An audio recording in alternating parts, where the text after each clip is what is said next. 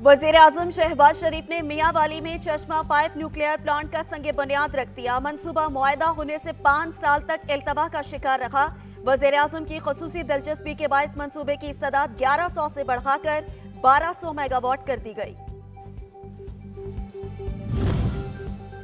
कर्ज प्रोग्राम की दूसरी किस्त के लिए IMF का डू मोर का मुतालबा। हुकूमत से प्रॉपर्टी सेक्टर और ज़राई शोबे पर टैक्स लगाने का प्लान तलब कर लिया। ज़राए के मुताबिक मुतालबात की मंजूरी की सूरत में मिनी बजट आ सकता है। नए महसूलात का इख्तियार आइंदा हुकूमत को होगा।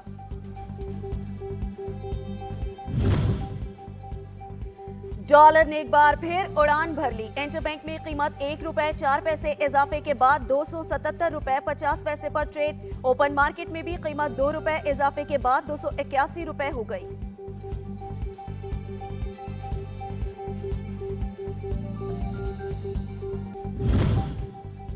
और पाकिस्तान मजहबी सयाहत के लिए महफूज तरीन। गांधारा तहजीब और बुद्ध मत के 6000 मकामात रवादारी का वाज़ेह सबूत। बुद्ध मत के पेशवाओं की पाकिस्तान आमद पर गुफ्तगू। मजहबी और सकाफती यादगारों के तहफ़्फ़ुज़ पर हुकूमत पाकिस्तान से इज़हार तशक्कुर किया।